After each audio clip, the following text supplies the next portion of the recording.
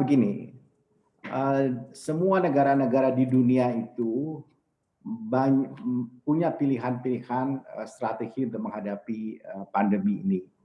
Dan sebuah strategi, sebuah pilihan kebijakan itu tentu tidak eh, berlaku general.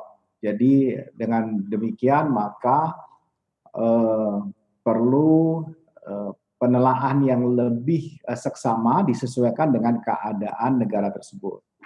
Jadi kita tidak bisa membanding-bandingkan misalnya ada sebuah negara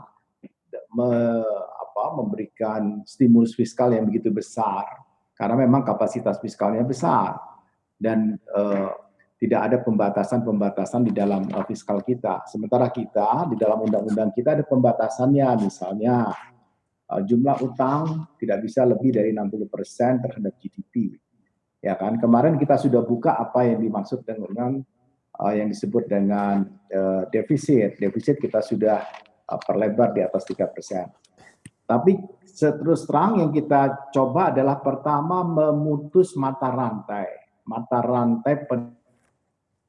sementara ini. Dan memutus mata rantai penularan ini tentu mempunyai akibat terhadap kehidupan sosial ekonomi. Tadi saya mengikuti apa yang sudah dibahas itu dan semua negara mengambil pilihan-pilihan yang seperti saya sampaikan tadi. Nah, akibatnya pertumbuhan ekonomi kita memang akan terkoreksi. Banyak pihak termasuk IMF yang meramalkan pertumbuhan ekonomi kita yang akan shortfall yang lumayan gitu. Kita sendiri menghitungnya sekitar 2,2 sampai 2,3%. Dalam keadaan yang terburuk kita bisa minus 0,4% atau seperti kata IMF sekitar 0,1%. Dan mudah-mudahan itu tidak terjadi. Bantalan di dalam GDP ekonomi kita itu adalah consumption. Untungnya consumption. Consumption kita itu 56% dari GDP.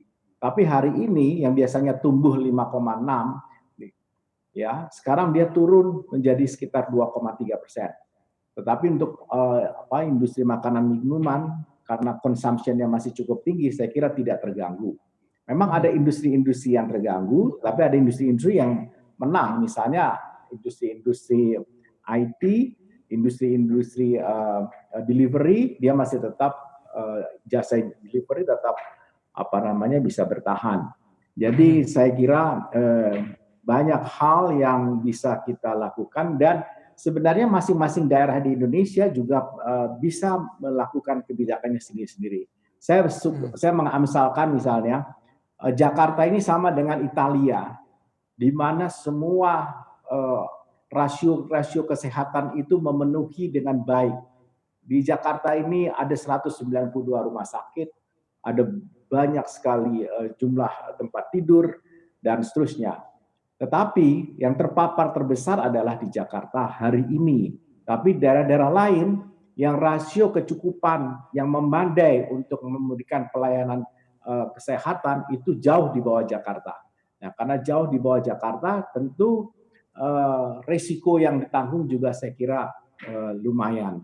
Nah, inilah pilihan-pilihan dan daerah juga bisa memperlakukan seperti apa. Ada daerah yang mencoba melakukan karantina secukupnya gitu. Dan seterusnya.